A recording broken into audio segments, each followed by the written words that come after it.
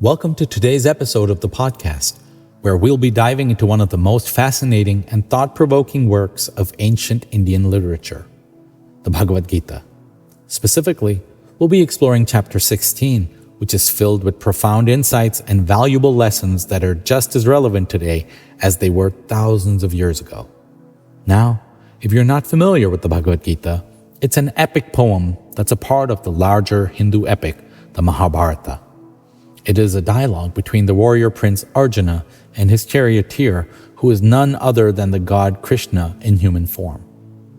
The Bhagavad Gita is considered one of the most important texts in Hinduism, and its teachings have influenced not only religion, but also philosophy, literature, and even politics. Chapter 16 of the Bhagavad Gita is entitled The Divine and Demonic Natures, and it's all about these two different paths that human beings can take in life. In this chapter, Krishna describes the characteristics of those who follow the divine path, which leads to spiritual enlightenment and liberation, as well as those who follow the demonic path, which leads to destruction and suffering. Now, before we dive into the details of this chapter, let's take a step back and talk about the overall structure of the Bhagavad Gita. The poem is divided into 18 chapters, each of which focuses on a different theme or aspect of Hindu philosophy. The first 6 chapters deal with the nature of the self, while the next 6 focus on the nature of the universe and the relationship between the self and the universe. Chapters 13 through 18 deal with the ultimate goal of human life, which is liberation from the cycle of birth and death.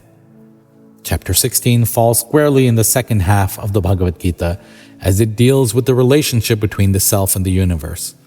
Specifically, it focuses on how our actions and attitudes in this world can either lead us closer to spiritual enlightenment or push us further away from it. So let's dive in and explore some of the key ideas in chapter 16. Krishna starts off by describing the characteristics of those who follow the divine path. These individuals are characterized by qualities such as fearlessness, purity of heart, and a constant focus on the divine. They are not attached to material possessions and personal desires, and they seek to serve others and make the world a better place. On the other hand, those who follow the demonic path are characterized by qualities such as arrogance, pride, and a constant focus on material wealth and power. They are driven by personal desires and are willing to do whatever it takes to achieve their goals, even if it means harming others. Krishna goes on to describe the consequences of following these different paths. Those who follow the divine path will eventually achieve spiritual enlightenment and be freed from the cycle of birth and death. They will experience eternal bliss and peace. However, those who follow the demonic path will be trapped in a cycle of suffering and rebirth, and will eventually face destruction and annihilation. So what can we take away from this chapter of the Bhagavad Gita? Well, for one thing, it reminds us of the importance of cultivating positive qualities and attitudes in our lives. If we want to experience happiness and fulfillment, we need to focus on serving others and making the world a better place, rather than being driven by personal desires and ambitions. Additionally, this chapter reminds us of the power of our actions and attitudes.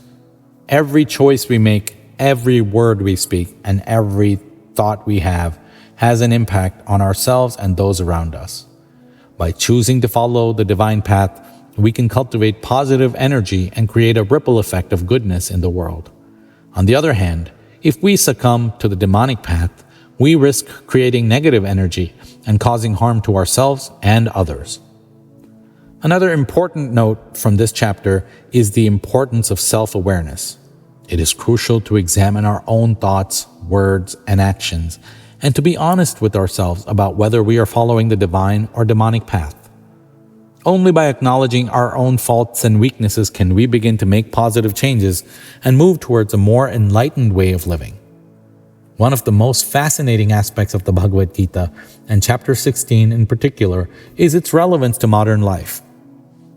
Although it was written thousands of years ago, its teachings are just as applicable today as they were then. In our fast-paced, materialistic society, It's all too easy to get caught up in personal ambition and the pursuit of wealth and power. But as this chapter reminds us, those pursuits are ultimately empty and unfulfilling. Instead, we should focus on cultivating inner qualities such as humility, compassion, and selflessness. By doing so, we not only improve our own lives, but also create a positive impact on the world around us. In conclusion, Chapter 16 of the Bhagavad Gita is a powerful reminder of the importance of living a life that is guided by positive qualities and attitudes. By following the divine path, we can experience true happiness and fulfillment and create a better world for ourselves and others. So let's all take a page from the Bhagavad Gita and strive to live our lives with kindness, humility, and constant focus on the divine. Thank you for tuning in, and we'll see you next time on our podcast.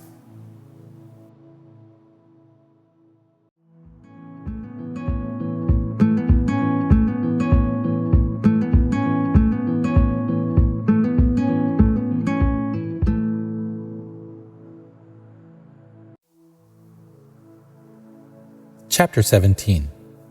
Welcome to the latest episode of our podcast series, where we delve into the timeless wisdom of the Bhagavad Gita, one of the most revered spiritual texts in the world. Today, we will be exploring Chapter 17, which is all about the three modes of material nature and how they influence our thoughts, actions, and behaviors. As we dive into this fascinating chapter, it is important to understand that the Bhagavad Gita is not just a religious text, but a philosophical masterpiece that provides profound insights into the human condition. The teachings of the Gita are as relevant today as they were thousands of years ago when they were first imparted by Lord Krishna to Arjuna on the battlefield of Kurukshetra. So let's get started and explore the wisdom of Chapter 17 of the Bhagavad Gita. The chapter begins with Arjuna asking Lord Krishna about the nature of those who perform religious sacrifices without following the scriptures.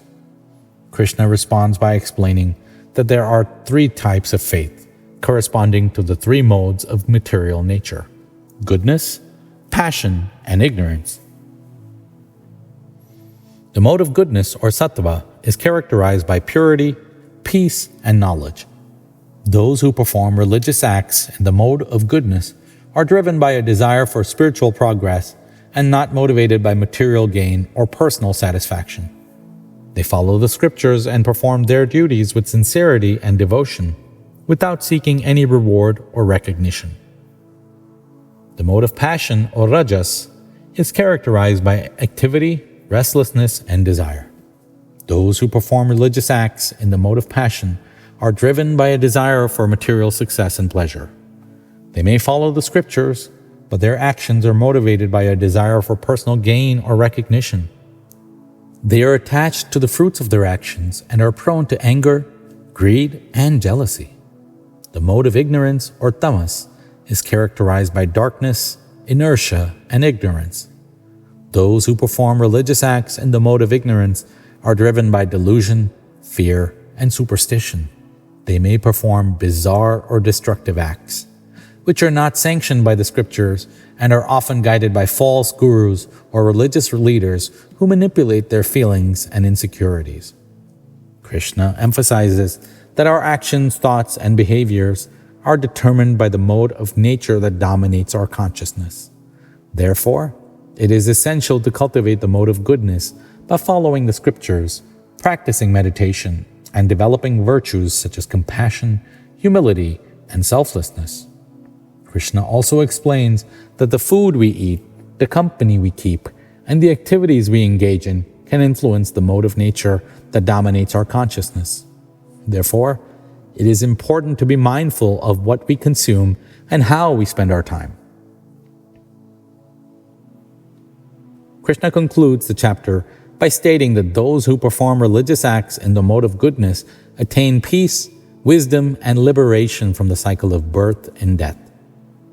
Those who perform religious acts in the mode of passion attain material success and pleasure, but remain entangled in the cycle of birth and death. Those who perform religious acts in the mode of ignorance experience misery and suffering and remain trapped in the cycle of birth and death. So what can we learn from chapter 17 of the Bhagavad Gita? Firstly, we can understand that our actions and behaviors are influenced by the mode of nature that dominates our consciousness. Therefore, it is essential to cultivate the mode of goodness by following the scriptures, practicing meditation, and developing virtues such as compassion, humility, and selflessness. Secondly, we can realize that the food we eat, the company we keep, and the activities we engage in can influence our consciousness. Therefore, it is important to be mindful of what we consume and how we spend our time. Finally, we can understand that our ultimate goal in life should be to attain peace, wisdom, and liberation from the cycle of birth and death. This can be achieved by performing religious acts in the mode of goodness, which involves selfless service, devotion to God, and detachment from material desires. In conclusion, chapter 17 of the Bhagavad Gita provides valuable insights into the three modes of material nature and how they influence our thoughts, actions, and behaviors. By cultivating the mode of goodness and following the teachings of the scriptures, we can attain peace, wisdom, and liberation from the cycle of birth and death. Thank you for joining us on this episode of our podcast. We hope that you have found this exploration of chapter 17 of the Bhagavad Gita informative and inspiring. As we approach the final chapter of the Bhagavad Gita, we hope you tune in as we delve deeper into the timeless wisdom of this ancient text. Until next time, stay peaceful.